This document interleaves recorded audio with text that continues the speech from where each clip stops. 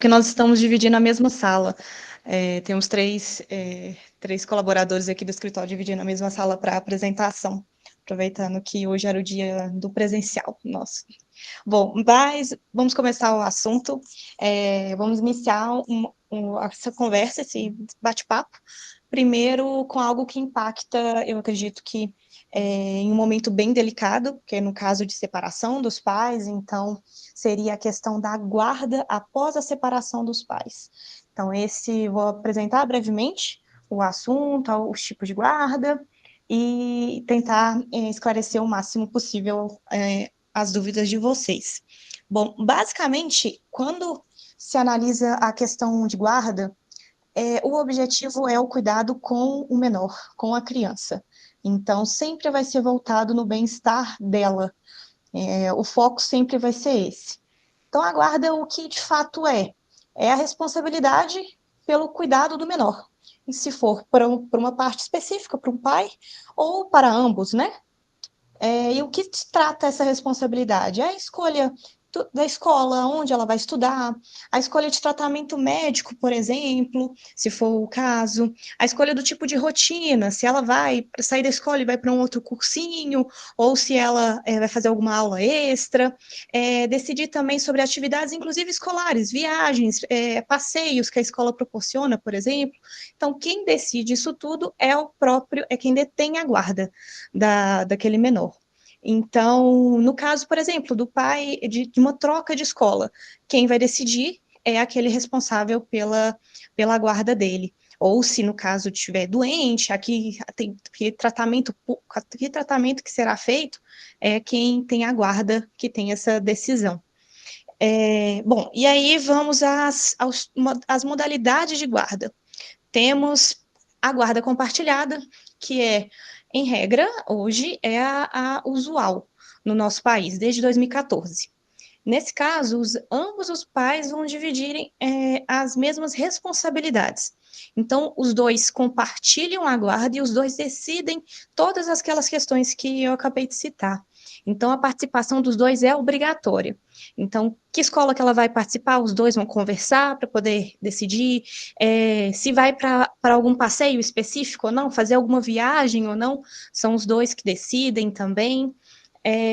Então, ainda assim, mesmo sendo uma decisão compartilhada, o convívio pode ser dividido também. Então, ele pode ficar com a mãe durante uma semana e no final da semana o pai vai à escola, busca a criança e passa o final de semana com ela e entrega na escola no outro dia, né, de manhã, por exemplo. Ou, no caso, se a criança tiver que estudar fora ou alguma coisa do tipo, os dois decidem juntos, não é uma decisão exclusiva de um pai ou de uma mãe, tem que ser compartilhado com os dois. Essa é a maior diferença das outras modalidades. Então, existe uma comunicação. Então, nesse caso, é importante que os pais se comuniquem.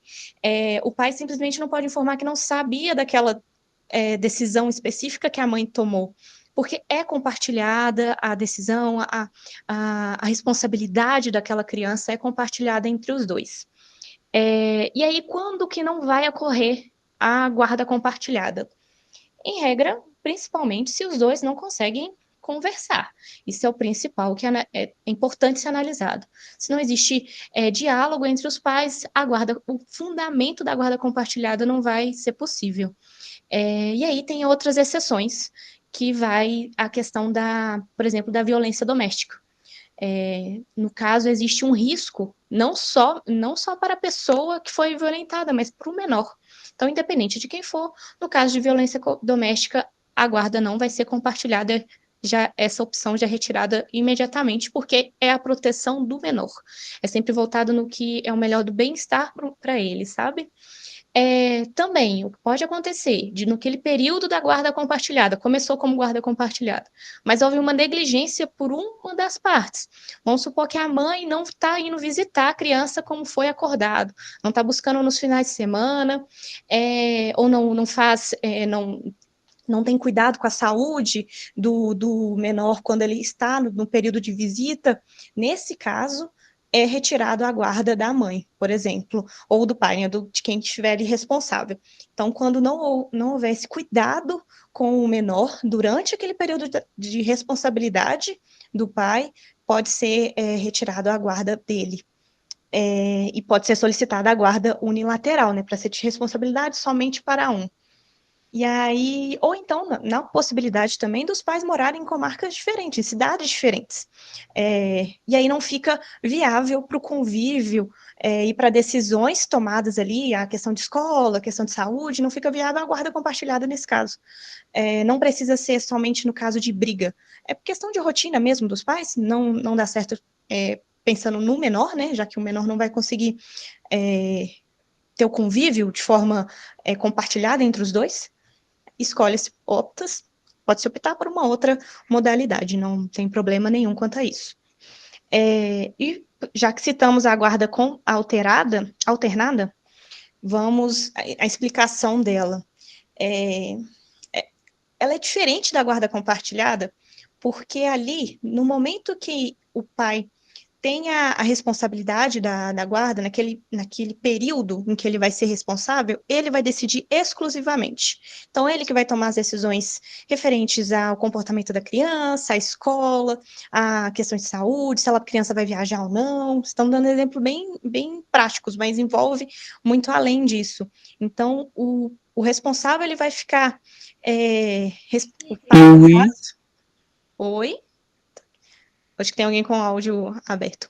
Mas aí o pai ele vai ficar responsável por todas as decisões envolvendo aquela criança naquele período em que ele detém a guarda dela. Então, vamos supor que os pais moram em cidades diferentes.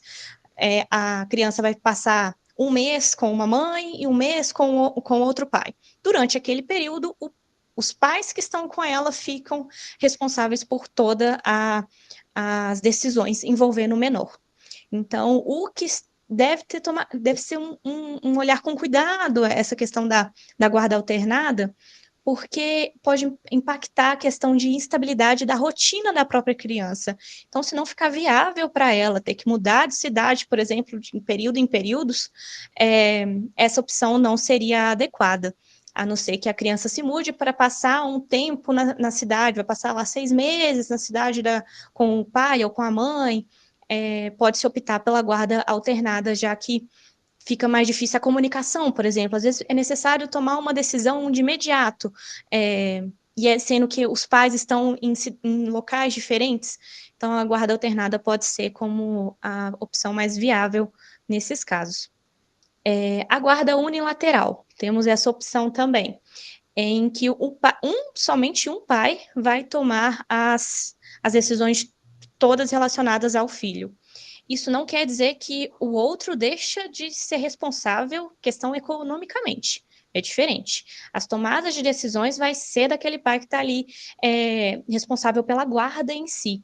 Porém, o outro responsável, ele é responsável pela parte econômica, no caso de pensão, por exemplo, independente se ele detém ou não a guarda ali. Então, é usada muito, por exemplo, quando a questão de violência doméstica, ou quando um dos pais não tem capacidade mesmo para cuidar de um menor, é optado pela guarda unilateral. Mas tem, claro, ainda a responsabilidade financeira. Isso não é excluído. Não é só porque você não detém a guarda que você não é responsável financeiramente pelo menor. Bom, e bem assim, de forma um pouco mais superficial, a decisão dessa guarda pode ser feita por um acordo entre os pais. Então, que espécie de guarda que vai ser escolhida? É de acordo com a convivência ali dos dois. Se os dois conseguem entrar em um acordo ali, é feito um documento simples, então entregue ao juiz apenas para ele homologar, porque envolve o menor, isso é um procedimento meramente burocrático, assim, mas burocrático não. Procedimento padrão para a segurança do menor, mas o acordo pode ser feito por um acordo entre os dois pais, que tipo de guarda que vai se escolher ali. Ou então, se não for possível o acordo, quem decide é o próprio juiz por um procedimento no judiciário específico. Então, só pincelando aqui bem brevemente sobre como que é decidido de fato essa guarda. Bom, basicamente é isso a questão de guarda. Não é uma disputa entre os dois pais, é mesmo uma forma de garantir que a criança seja protegida, bem cuidada, que as decisões sejam tomadas de forma mais pacífica possível, visando o bem-estar do menor. E o foco sempre vai ser no menor que está envolvido. Então, se naquele momento aquela guarda para ele não ficou viável, é alterado e não tem menor problema quanto a isso. É sempre voltando para ele. Podemos dar andamento, Ana. Agora, a próxima, você quer? Próxima aqui, deixa eu ver, é a Maria Vitória. Isso. A próxima é a Maria Vitória, que vai dar continuidade. Obrigada, Nayara. Bom, gente, boa noite. Eu me chamo Maria Vitória e hoje eu vou explicar para vocês sobre um tema fundamental para garantir o desenvolvimento saudável das crianças, que é a pensão alimentícia. Muitas pessoas têm algumas dúvidas ou acreditam em alguns mitos sobre a pensão, e o meu objetivo hoje é trazer informações claras, corretas e diretas sobre esse tema que gera aí tantas dúvidas entre as pessoas. Bom, a pensão alimentícia ela é um direito fundamental que é fundamental à criança, que visa assegurar o acesso às necessidades básicas da criança, como alimentação, saúde, educação, moradia, lazer, promovendo seu desenvolvimento saudável. Para que a pensão seja fixada, é necessário se ter em vista como a guarda foi definida, igual a Nayara anteriormente explicou como funciona essa definição, pois a partir da definição da guarda se decide como será fixada a pensão. Então, a partir da guarda definida, há alguns critérios que devem se observar para a definição da pensão alimentícia. O primeiro deles é a necessidade do alimentado, que seria o que a criança realmente precisa para viver bem, de acordo com a sua idade, com a saúde e a fase de desenvolvimento atual. A segunda é a proporcionalidade, pois a pensão deve buscar um equilíbrio justo entre o que a criança precisa e o que o responsável pode pagar, que seria o pai ou a mãe nesse caso. O terceiro avalia a capacidade financeira do alimentante, pois o valor da pensão deve respeitar a capacidade real de quem paga, considerando a sua renda e suas próprias despesas. E aqui, queria trazer para vocês um exemplo real que a gente muito vê aí. Qualquer vez que você entra no Instagram, você vê na mídia sobre a pensão de algum filho de jogador de futebol. E usar o exemplo aí do Neymar. A gente sabe que a pensão que ele paga para o filho é uma pensão de um valor mais elevado, em torno de mais de 100 mil por mês.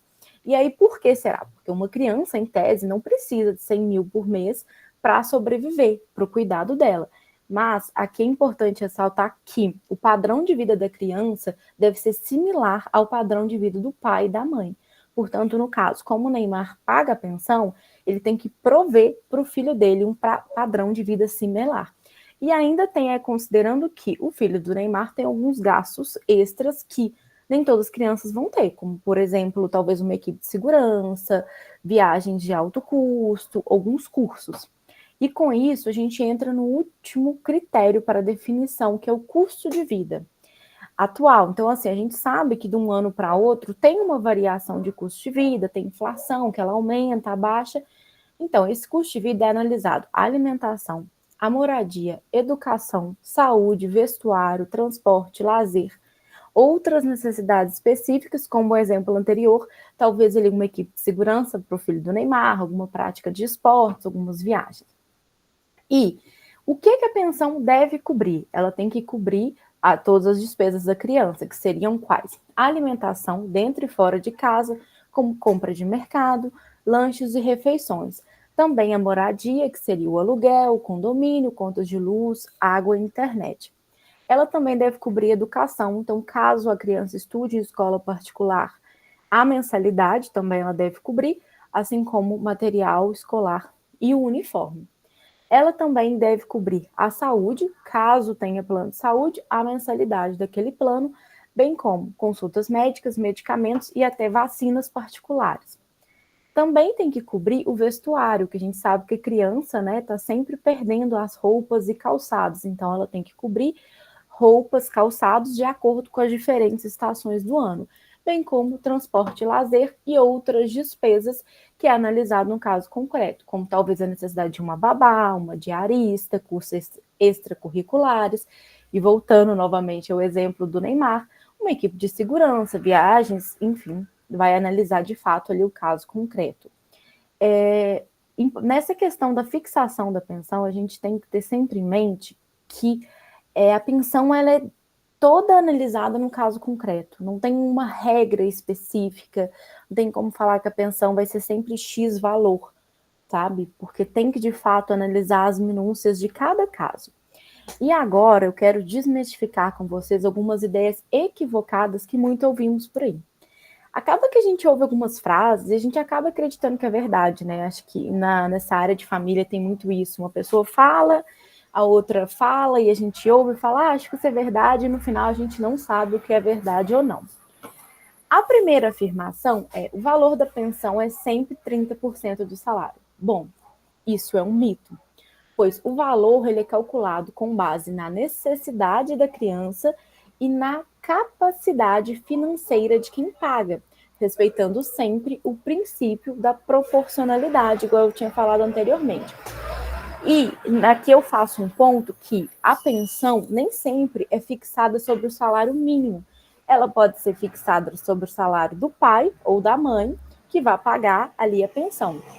Ou até mesmo no salário mínimo, ela também pode ser fixada, ou que não há impedimento para isso, ou pode ser fixado em um valor específico. E aí a gente volta aqui no exemplo do jogador de futebol, figuras públicas, né, que tem uma renda mais elevada, não tem como se falar, né, que a pensão de um filho de uma pessoa com uma renda bem elevada seria apenas 30% do salário mínimo. Vamos para a segunda afirmação para a gente descobrir se é verdade. Aos 18 anos, se suspende automaticamente o pagamento de pensão. Bom, também é um mito. A pensão pode continuar se a necessidade da criança, aliás, ali já do adulto, persistir, como no caso de estudos, desemprego ou tratamento médicos, ou algum outro caso que porventura surge ali.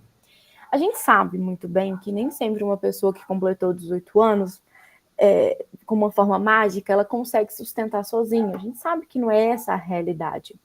E aqui é importante, eu faço uma ressalva muito importante, que é necessário ingressar com uma ação chamada de ação de exoneração de alimentos, para que, em análise do caso concreto, o juiz possa decretar ou não o fim da necessidade de pagamento de pensão. Então, além dela não suspender automaticamente, porque necessita de uma ação para que ela seja suspensa, ainda pode ser que ela continue dependendo ali da situação, né? Às vezes tem adultos que não conseguem trabalhar por algum motivo e necessitam de resto de cuidado o resto da vida, ou até que estudem e não consigam trabalhar por esse motivo, e por aí vai, igual eu sempre ressalto aqui, que é a análise do caso concreto. E a nossa terceira e última afirmação, para a gente descobrir se ela é verdade ou não é: se o genitor ou genitora não pagar pensão, não poderá visitar. Bom, é um mito. A falta de pensão alimentícia não interfere no direito de visitação e relacionamento do genitor, genitora com o filho, pois a gente tem visto que é assegurado o desenvolvimento e a boa convivência entre pais e filhos. Então, assim, apesar da falta de pagamento ferir um direito da criança, não se pode punir quem deveria pagar a pensão com ausência de convivência com filho e filho, pois essa atitude também puniria a criança. Então, ela seria ainda mais prejudicial à criança. E por isso, há um meio correto de se cobrar a pensão, através do judiciário, que é com a ação de execução de alimentos, que força o pai ou a mãe, que tem a obrigação de estar realizando o pagamento da pensão, pagar aquele valor devido, mas, em hipótese alguma ali, afastando a convivência entre pais e filhos apenas pelo motivo de que não houve o devido pagamento da pensão. E lembrando que a pensão ela é fixada e analisada pelo binômio possibilidade versus necessidade. Possibilidade de a pessoa pagar e necessidade da criança receber. Por isso, é analisado de acordo com cada caso concreto. Não existe uma regra específica, uma fórmula para que seja um valor fixo que todo caso vai ter. Há apenas critérios para definir qual valor será fixado naquele caso concreto. E, importante lembrar que a pensão é um instrumento para garantir dignidade e desenvolvimento das crianças e jovens. E com isso eu passo a palavra ao meu colega Vitor.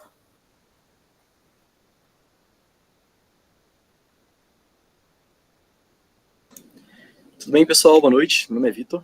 Vou falar também sobre outro mito da pensão alimentícia, de que só o pai paga pensão. Como o título já mostra muito bem, mãe também paga pensão, né? Vale ressaltar que a lei brasileira deixa muito claro que a responsabilidade de cuidar do filho não vem só do genitor ou da genitora, vem dos dois. É uma responsabilidade mútua que vai recair a pensão sobre qualquer um dos dois, né? Não importa se o pai mora junto ou não, ambos têm que sustentar. No caso da guarda unilateral, ou enfim, da guarda que seja... Só colocar o outro fone, perdão. No caso do João e Maria tem um filho, Pedro. Pedro mora com o João e João está desempregado. A pensão alimentícia vai recair sobre a mãe, porque também é responsabilidade dela, né, o sustento do filho. Lembrando, como a Maria Vitória disse, a pensão ela não serve só para alimentos, né? Por mais que o nome fique dessa maneira, escola, transporte, vestuário, remédio, saúde no geral, pensão serve para o sustento, para o lazer também, muito importante. Então, essa imposição, esse direito do disse-me-disse, de que somente o pai paga pensão, não sustenta justamente por isso, porque a responsabilidade nasce dos dois, correto? Outra coisa importante ressaltar também, por alto, também como a Vitória disse, a pensão ela não é um castigo, ela não é uma sentença, correto? A pensão ela serve justamente para a criança, para sustentá-la, para ajudá-la, para manter a criança. Então não tem esse pensamento que a gente tem de, putz, tem que pagar pensão, ou nossa, fui condenado a pagar pensão, estou pagando pensão para meu ex-marido, né, um pensamento também que mães podem ter, nossa, estou pagando pensão para ele, ou estou pagando pensão para ela. A pensão é destinada ao filho, como guardião, obviamente o responsável legal, mas destinada ao filho e ao seu bem-estar. Andresa, né? Então, por favor, Andresa, vou falar sobre pensão e guarda. Olá, gente, tudo bem? Meu nome é Andresa.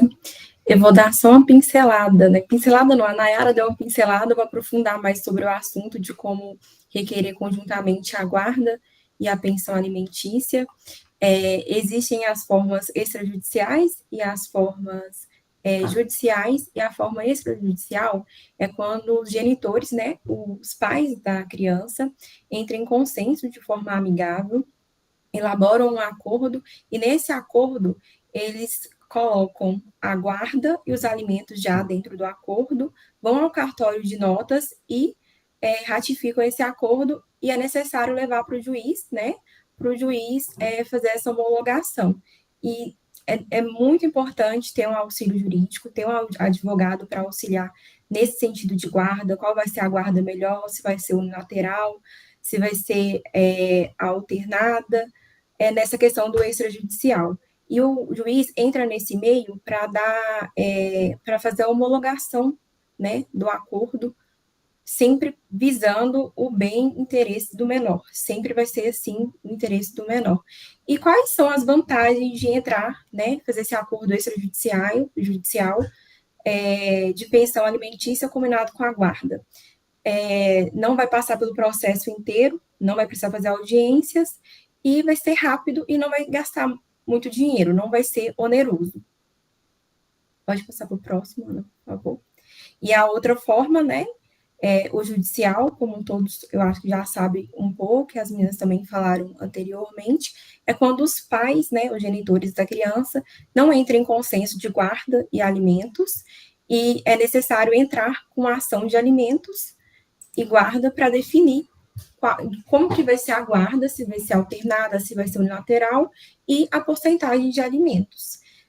Pode entrar um dos pais ou os dois, não precisa ser só um. E dentro desse processo vai precisar de algumas documentações. Certidão de nascimento, comprovante de residência, documentos pessoais dos pais, provas que demonstram a capacidade de cuidar do menor. E dentro desse procedimento judicial, vai ter algumas audiências, né? A audiência de conciliação, que o juiz vai tentar fazer um acordo para tentar ver os alimentos e a guarda, sendo infrutífero esse acordo. Vai passar para as outras audiências, dentro delas, audiências psicossociais, né, sempre visando o interesse do menor, com acompanhamento do Ministério Público também, por ter menor de idade, para definir a guarda e os alimentos do menor. Acho que tem um próximo.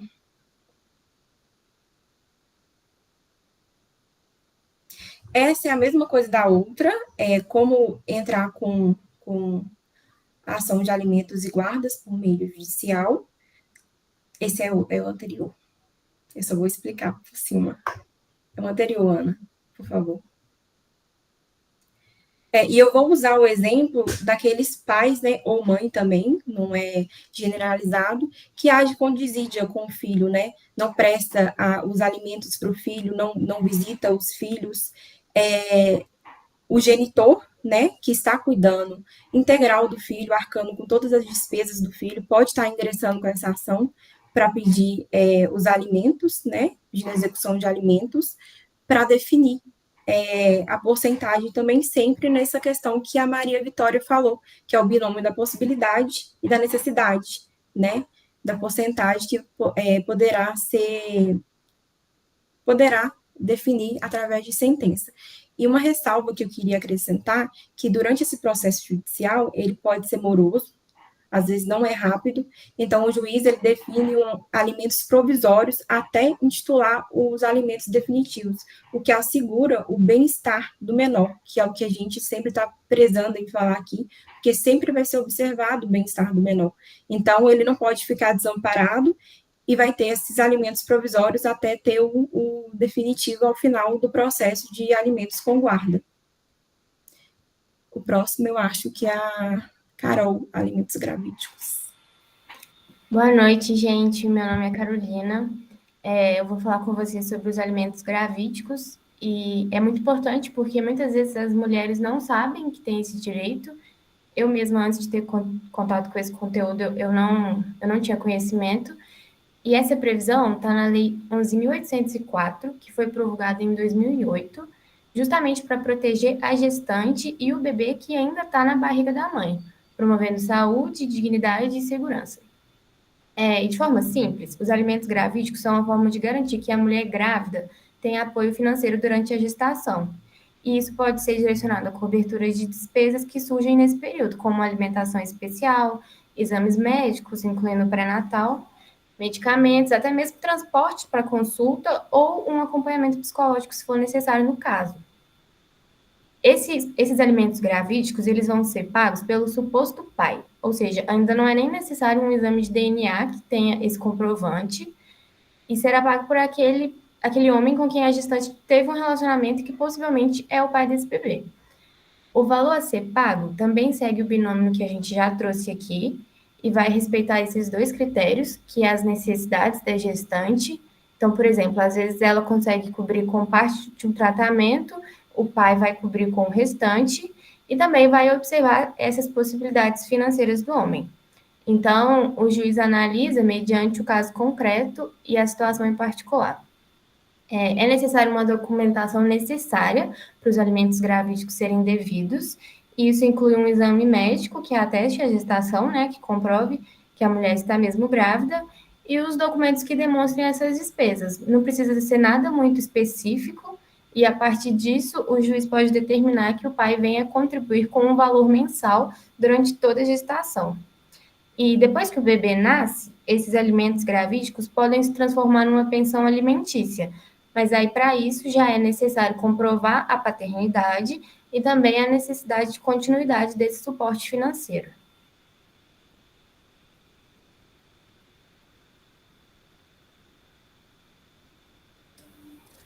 Bom, meu nome é Marcela e eu vou tratar um pouco sobre a questão da alienação parental.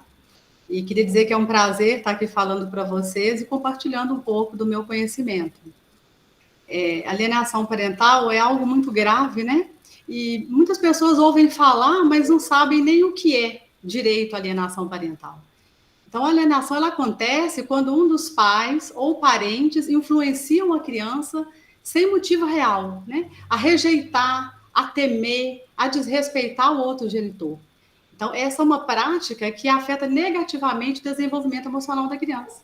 E que muitas vezes ela está acontecendo do nosso lado e a gente não consegue identificar que está ocorrendo uma alienação. Quais são os sinais comuns que a gente pode observar na criança? Rejeição, hostilidade, injustificada, né? A criança tinha um bom comportamento, de repente ela está te hostilizando, está tratando o outro com raiva, sem um motivo.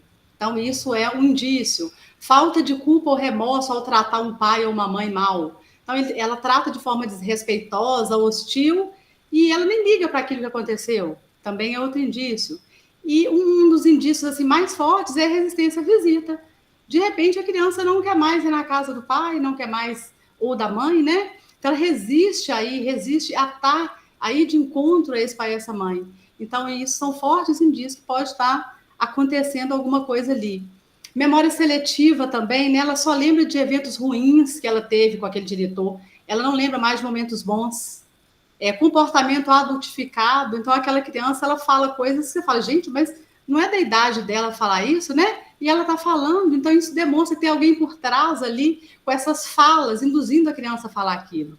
Então, todos esses comportamentos podem aí estar levando essa criança a estar sofrendo. A gente pode observar isso na criança. E eu queria trazer um caso real para vocês, que eu acompanhei recentemente, esse caso de uma alienação parental muito grave, em que o pai pegou a criança no final de semana e não devolveu. E a mãe, né, sem saber o que fazer, não conseguia falar com a filha. Quando ela conseguiu contato com a filha por telefone, o que a filha disse? Que ela queria ficar com o pai. E que com o pai e com a madrasta, né? Que ela não queria voltar para casa. Então, ficou claro ali que estava existindo uma alienação, porque eu conheço a história dessa mãe, é uma mãe zelosa, filha única. Então, essa mãe entrou em desespero, né? O que fazer nesse momento? Ela buscou ajuda e, com a ajuda do judiciário, a gente foi atrás e, assim, muito, muito rápida veio a solução. Rapidamente, o judiciário atuou e essa criança voltou para a mãe. E hoje, quem sofre as restrições é o genitor alienador, né? E não essa mãe. Então, assim, é só um exemplo para vocês observarem o quão grave é essa situação, né? Pode passar, Ana. Quem pode cometer alienação parental e quais são as consequências? Muitas pessoas acreditam que quem comete é só o pai ou a mãe, mas não, pode ser avô materno, avô paterno, né? Os avós, pode ser qualquer pessoa que essa criança esteja sob autoridade, guarda ou vigilância. Pode ser até mesmo um cuidador que está na sua casa cuidando do seu filho, um parente, um tio. Os motivos podem ser diversos, mas podem levar, talvez, a uma alienação parental. Então, pode ser qualquer pessoa que tenha essa guarda ou vigilância dessa criança. E quais são as consequências? As consequências são inúmeras. Então, um filho influenciado, um filho alienado, ele pode apresentar sentimentos de raiva, tristeza, mágoa contra o outro genitor e até mesmo contra a família do genitor, né? Ela pode não querer mais se comunicar com os familiares, porque a alienação ela não envolve só o pai ou a mãe, ela envolve a família toda, os tios, os avós. O alienador ele tem uma influência tão grande que ele quer que a criança tenha raiva da mãe, né, ou do pai, e da família também. Esse caso que eu expliquei para vocês, aconteceu isso, né? A criança ela queria romper mesmo os laços que ela tinha com todos os familiares da mãe. Então, ela guarda sentimentos negativos, distúrbios de natureza psicológica, depressão, falta de atenção, ansiedade, o rendimento na escola cai. A mãe, às vezes, observa o pai que a criança não está indo bem na escola, pode ser um indício, baixa autoestima e dificuldade de relacionamento, né? A criança pode se tornar até mesmo antissocial. Então, são várias as consequências. Pode passar. E o que fazer em caso de alienação parental? Bom, é muito importante que vocês, se estiverem passando por uma situação dessa, ou perceber que alguém está passando, é documentar essa situação. Essa mãe, novamente, voltando a essa mãe que eu acompanhei, ela pegou registro de mensagens da madrasta, ameaçando, ligação dessa madrasta, ameaçando ela, enfim, e que isso a gente levou para o judiciário e que o juiz viu ali indícios de alienação. Então, tem que documentar e-mails, vídeos, qualquer coisa que vocês tenham que possa ajudar o judiciário a descobrir essa alienação, tem que se documentar. A busca de ajuda profissional é algo que eu bato muito na tecla com todas as pessoas que eu ajudo. Consultar psicólogos infantis, terapeutas familiares, porque é muito importante uma avaliação, porque a criança ela vai se abrir ali com aquele profissional. Então, aquilo que você não vê em casa, ela vai levar para o profissional. Então, é buscar essa ajuda e ingressar com uma ação judicial, que é ali que vai se resolver a situação, dependendo do grau que ela está. E quais as sanções? Então, tem várias sanções, tanto civis quanto criminais. As sanções criminais, a alienação, ela é um crime e é tipificado. Detenção de 2 a 6 meses ou multa.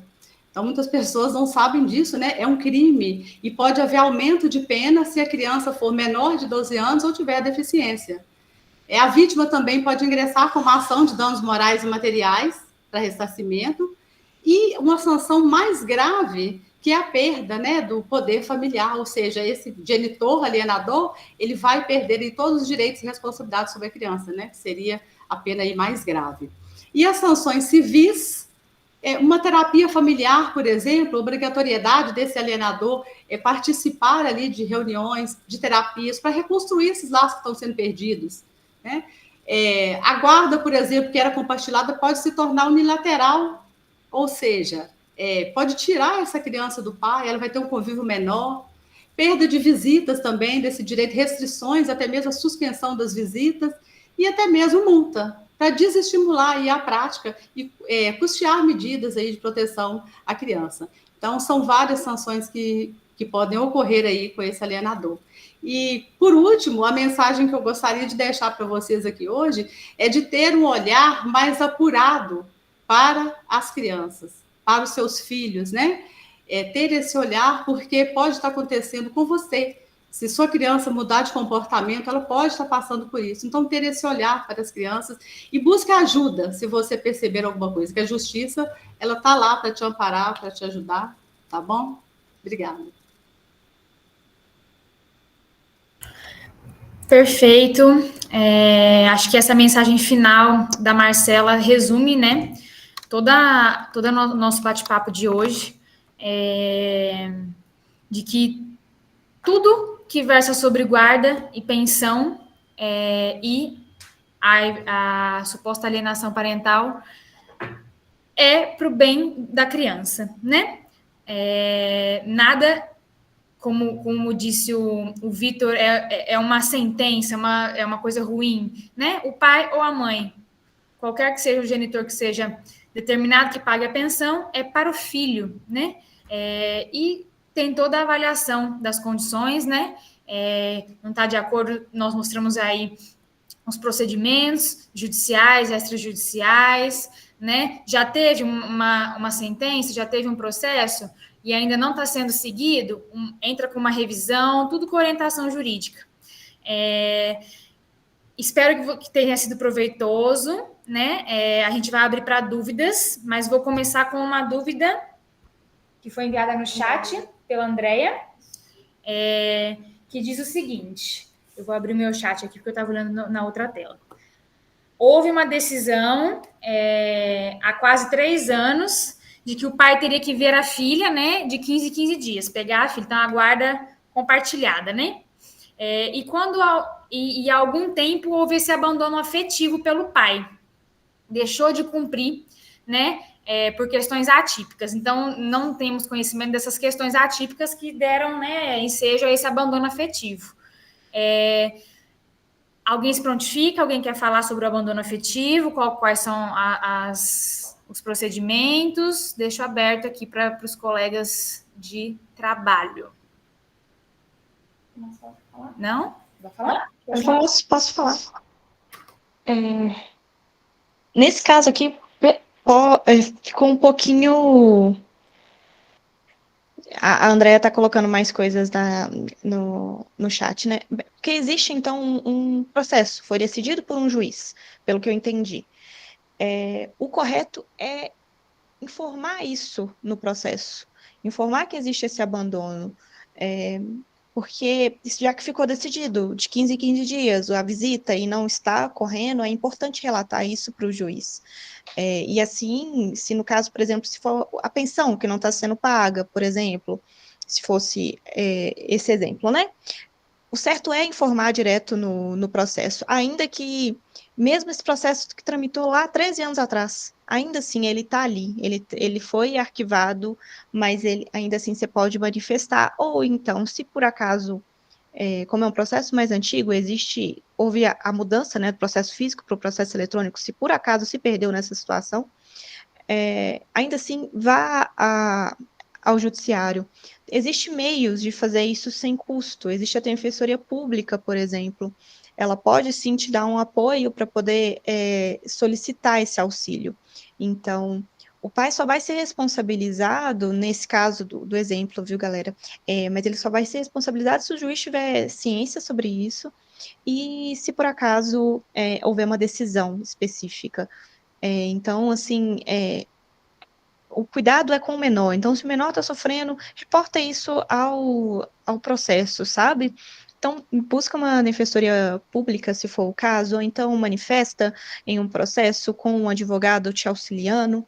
Isso é importante. Não deixa o menor desamparado, sabe? Ainda que esse processo tramitou lá há 13 anos atrás. Isso não justifica, tá bom? Ainda assim, é um fato novo. Então, o procedimento é reativar, né, o processo que já existe. Então, procurar o advogado que te orientou, se for possível, vai haver a reativação desse processo, acrescentando essas informações, né? Não seria um processo novo, a não ser que por questões atípicas ele tenha se perdido, por exemplo, quando os processos eram físicos.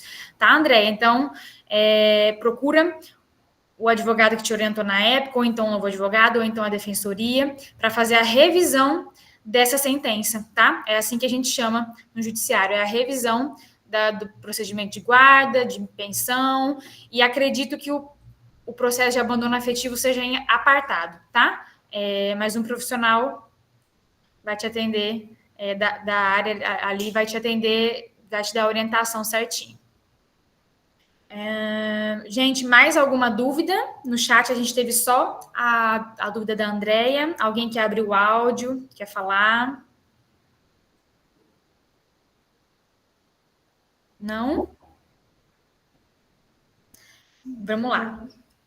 Gabriele. E no caso de não haver essa decisão judicial, no caso não foi procurado, e de ter o abandono afetivo desde o começo, teria algum meio de recorrer?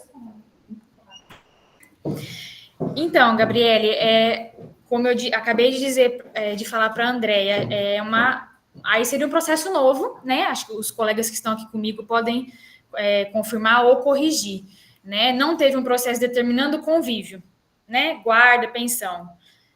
Mas desde sempre teve um abandono afetivo e não teve o pagamento da pensão. Procurar orientação jurídica, né? Advogado particular ou defensoria pública e iniciar um processo, né? Um processo do zero, né? E como a Marcela falou, documenta tudo que é direito de família, que envolve a convivência de um menor, né? De alguém que não seja a gente mesmo, documentar para levar provas. É muito importante, tá? Eu tenho uma dúvida, Gabriele. Nesse caso, ele não foi procurado, mas ele foi registrado? A criança foi registrada?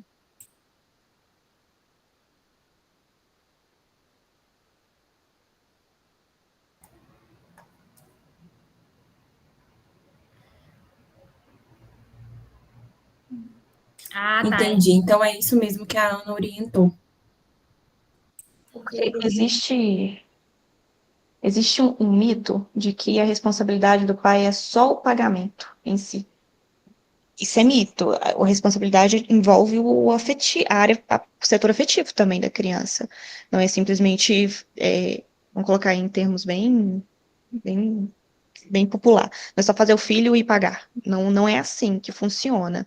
Existe a responsabilidade em cima daquele menor. Então, ainda assim, a pensão está sendo paga, está tudo certo, mas existe o abandono afetivo, reporta isso. É importante.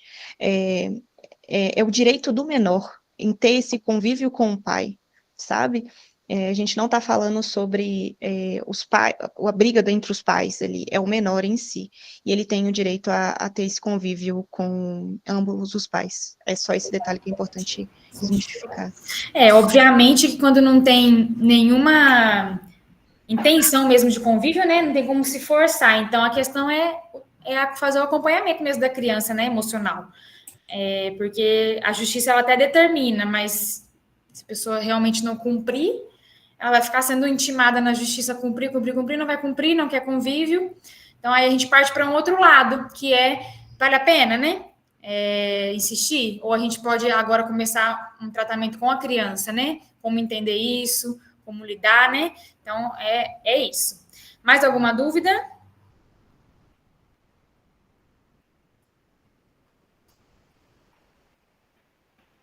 Estamos aqui, gente. A hora é agora. Não fiquem acanhados. Eu queria ressaltar em alguns processos que eu já atuei também, em questão de descumprimento, né, de visitas, por exemplo. Mesmo que a guarda é unilateral, a outra parte ainda tem que visitar, né, o genitor tem que visitar o filho, e em caso de descumprimento, a gente empregava e solicitava, né, ao juiz, multa diária por descumprimento.